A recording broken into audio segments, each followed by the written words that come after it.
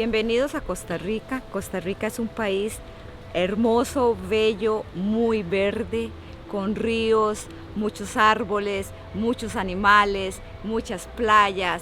Visítenos porque Costa Rica lo tiene todo. perfecto, gracias. كوستاريكا كلمة بنضرب فيها المثل على الأماكن البعيدة. مثلا له ساعتين على الطريق تقول جاي من كوستاريكا، بس بالحقيقة هي بلد موجودة في أمريكا الوسطى. بلد بتجنن، طبيعة، شلالات، حيوانات، طيور، زواحف. بس فعلا البلد كلها حديقة حيوانات مفتوحة. عملتها اسمها كولون، وتقريبا أحلى عملة شفتها بحياتي. سافرت عليها بباص من بنما. شخصيا دخلتها بفيزا الشنغن اللي معي. اكتشفت لاحقا انه الشنغن غير صالحة لكوستاريكا، فما حدش يسألني على الموضوع لاني انا مش فاهم كيف دخلوني. المهم شعبها محب للحياة. اكتر جملة بيحكوها Pura vida. Pura vida, hermanos. Pura vida. Costa Rica. معناها حياة نقية. بيحكوها على الطالعة والنازلة، على المرحبا، على الباي باي، على أهلين، على كل شيء. قضيت في كوستاريكا أسبوع تقريبا، وبدي أفرجيكم بهذا الفيديو تجربتي البسيطة بالسفر هناك وأعطيكم عدة نصائح. قبل شوي لسه طلعنا من العاصمة سان خوزيه ولسه ما بلشنا في الرحلة، لكن بدأنا ندخل في الطبيعة الكوستاريكية. شوفوا الغابات برا، كتير متحمس أشوف كوستاريكا. بدأت رحلتنا من العاصمة سان خوزيه، بس العاصمة فعليا ما فيها إشي، فأخذنا السيارة وطلعنا على منطقة لا فورتونا.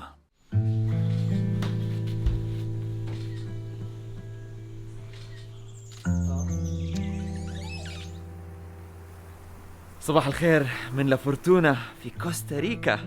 هاي الكلمة اللي كتير ناس كانوا يفكروها مسبة، طلعت بلد عن جد. المكان عن جد حلو. نازلين في هاي الأكواخ اسمها كاسا توري لودج. خيالي المكان. من أول ما وصلنا هون بلشنا نشوف حيوانات وإحنا مش طالعين من الفندق حتى. قرود، عصافير، ببغاوات عم بتطير، طائر الطوقان، في كتير شغلات. خليني أفرجيكم الغرفة اللي نازلين فيها. كوخ خشبي تقريبا جاي على طرف الجبل، والأكواخ جاي بالضبط عشان تعطيك فيو على البركان.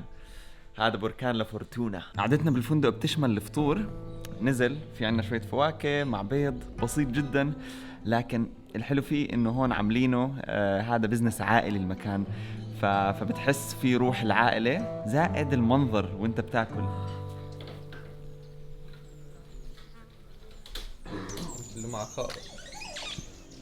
منطقة فورتونا اللي احنا فيها مليانة طبيعة، غابات، شلالات. فهلا جايين على واحد من الشلالات اسمه كاسكاد لا فورتونا. بس المشكلة انه كل النشاطات هون غالية تقريبا، فدخولية الشلال هون $18.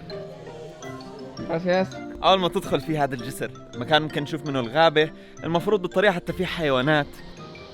تقريبا وصلنا شلال لا فورتونا. هي قدامنا طريق حلو، ماشيين بنص غابة. لا لطيف المكان، بس بيقولوا الشلال شكله خرافي. وصلنا الشلال اعزائي. جميل جميل ضخم، مش كتير مبين، بس نازلين نسبح جوا الشلال. يلا.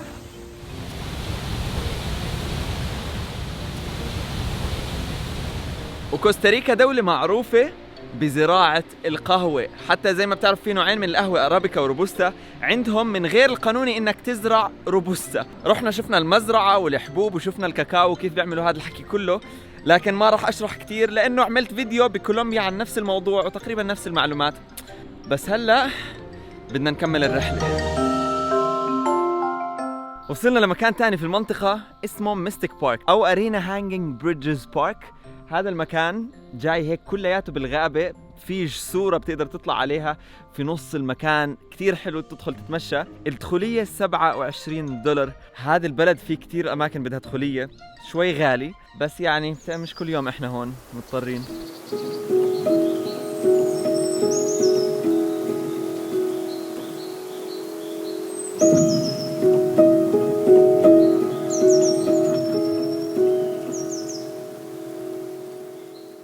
الطريق في الحديقة هاي تقريباً 4 كيلومتر تمشيهم بساعتين، وطول الطريق بتقدر تدخل هيك حدائق صغيرة على شمالك تشوف فيها حيوانات ونباتات مختلفة.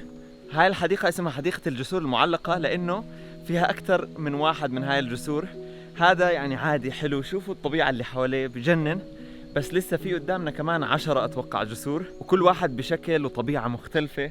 لما تيجي على أماكن طبيعية زي هاي بتحس عندها قدرة عجيبة بإنها ترفع من نفسيتك. شو ما كان عندك توتر، شو ما كان عندك تعب نفسي، شو ما كان عندك مشاكل، بتوصل هون تسمع صوت العصافير، تسمع صوت النهر، ريحة الشجر.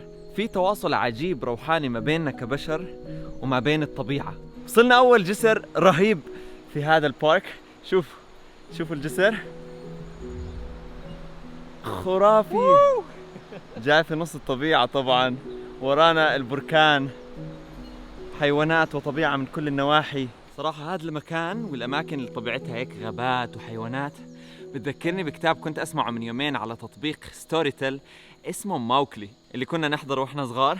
في له كتاب صوتي كتير حلو، بنصحكم فيه. وفقا لقانون الأدغال الذي لا يأمر بشيء دون سبب، يحظر على أي حيوان أن يأكل الإنسان. وصراحة كل الكتب اللي فيها ترابط ما بين الطبيعة والإنسان بحب إني أسمعها. تطبيق ستوري تيل عليه آلاف الكتب بالعربي والإنجليزي، بس إذا كنت مهتم بالطبيعة ممكن تسمع كمان كتاب أرواح كليمنجارو، أو حتى ملخص كتاب Into the Wild اللي تحول لفيلم لاحقا.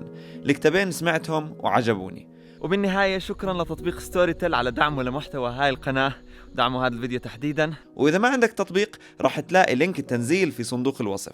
خلينا نكمل لنهاية البارك.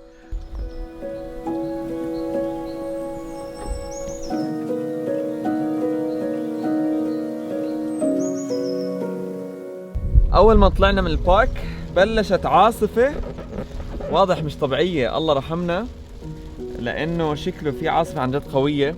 من الشغلات اللي لاحظناها في كوستاريكا إنه الحيوانات المشهورة هناك والطيور ممكن تشوفها كتير أكتر وإنت موجود في الفندق، في الشوارع والأماكن العامة، أكتر من وجودها في الحدائق العامة.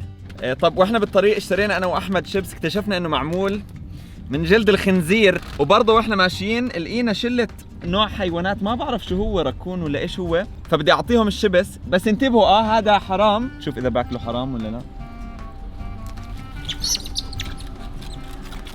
طلعوا باكلوا حرام، طلع ممنوع نعطيهم شيبس، غلط. بس عم بستخدم الشيبس كطعم، بس ما حاعطيهم لانه غلط.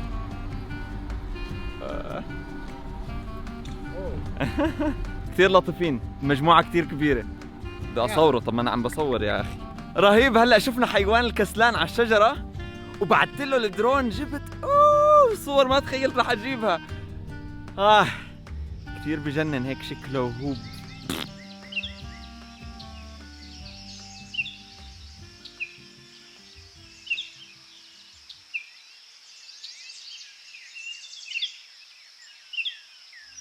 هلا طالعين من الفندق اللي كنا فيه في لا فورتونا. لازم تيجوا على هذا المكان، واذا جيتوا سلموا لي على صاحبنا جوناثان هذا. سبورا بيضا، يعطيكم العافيه. طلعنا من منطقة لافورتونا باتجاه منطقة مونتي فيردي. 3 ساعات تقريبا بالطريق، بس الطريق بحد ذاته متعة. كمية الطبيعة والحيوانات والأنهار، يعني طريقك رح يكون جزء مهم من رحلتك أصلا.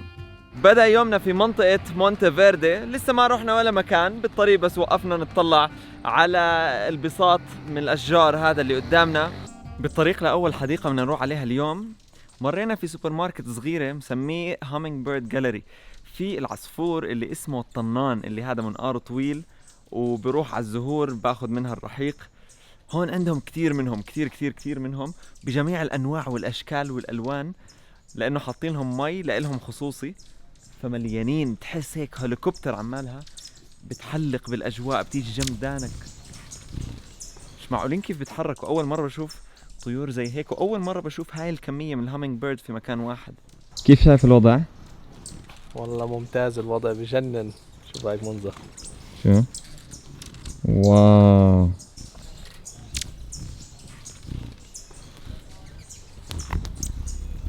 من الأشياء المعروفة فيها كوستاريكا بالحياة البرية هي الضفادع، لكن إذا بدك تروح تشوفهم بالطبيعة شوي صعب. لكن في عدة محلات زي حديقة حيوانات صغيرة للضفادع فقط، زي هذا المكان اللي وراي، بتقدر تدخل جوا وتشوف كل أنواع الضفادع.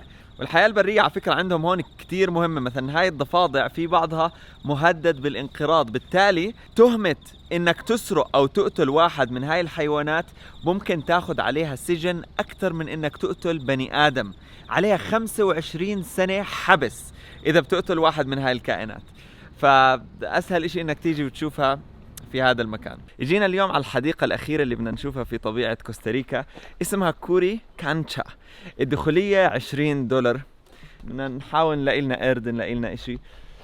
وهذا المدخل تقريبا بتقدر تقضي هون 2 3 4 قد ما بدك، والمفروض تشوف كثير حيوانات. هذا المدخل، يلا.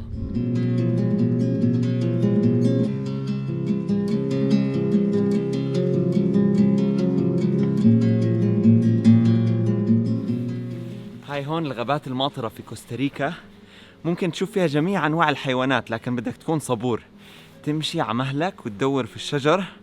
لحالها تجربة ريلاكس زي مديتيشن بس مع الحيوانات والطبيعة.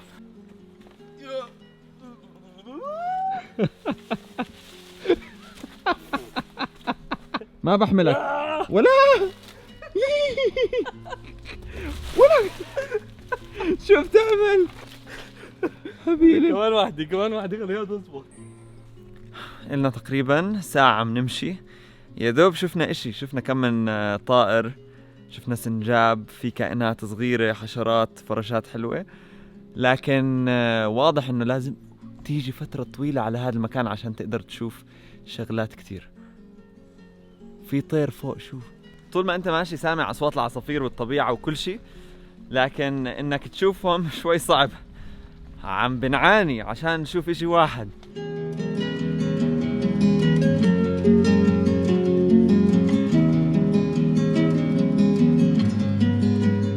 كنا هلأ طالعين، لكن حظنا كان حلو إنه تقريبا على المدخل مخرج لقينا كم شتاء قرود. هيهم احنا جينا بدنا نطلع، كل الحيوانات أظهرت نفسها فجأة هيك، شكله انه لا خلص بنمزح معكم ما تروحوا. هاي كان ياكل القرد ويزتوا علينا. يلا على الاقل شفنا لنا اشي.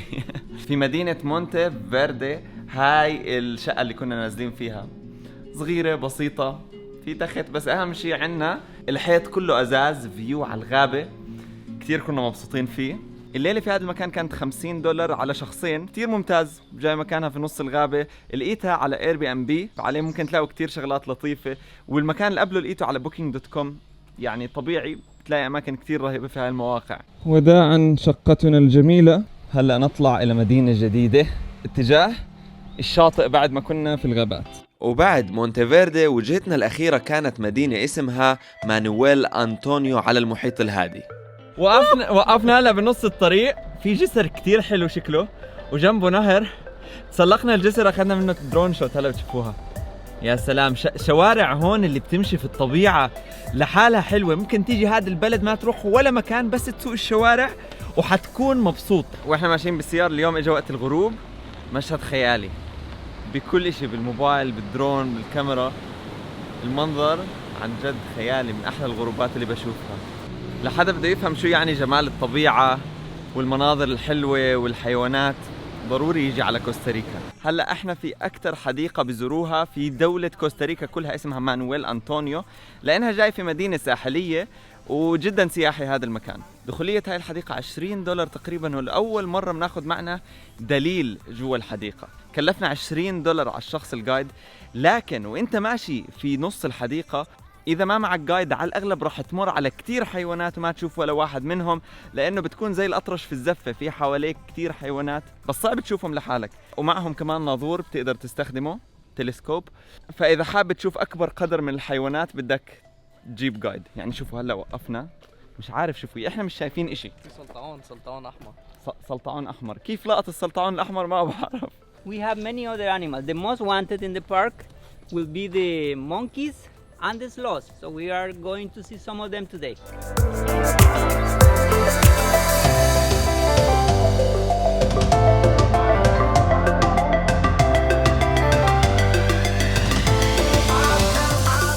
من أهم النشاطات في كوستاريكا إنك تنزل وتسبح في البحر. فهلا وصلنا على البحر وبدنا ننزل نروح على الشط ونسبح شوي. كنت داخل اخذ شاور بالهوستل، فجأة بلاقي مجموعة من الببغاوات هدول الملونين شكلهم زي الطائر الفينيكس واقفين كلهم على الشجرة. في كتير منهم كان جاي سرب ووقفوا هون، شكلهم خرافي خرافي خرافي. فطلعت من الشاور ركض عشان اجي اصورهم، سمعت صوتهم خرافي. ونهاية الرحلة رجعنا للعاصمة وسافرنا منها. هذا الفيديو كان تجربتي اللي فعليا ما بتغطي إشي من كمية النشاطات المهولة الموجودة في كوستاريكا. أتمنى استفدتوا منه بطريقة أو بأخرى، وإذا عندكم أسئلة اتركوا لي إياها في التعليقات. كثر الله أسفاركم. Pura vida. كثر الله أسفاركم. Catarala Haralspong. يا Pura سلام. vida. بورا فيدا.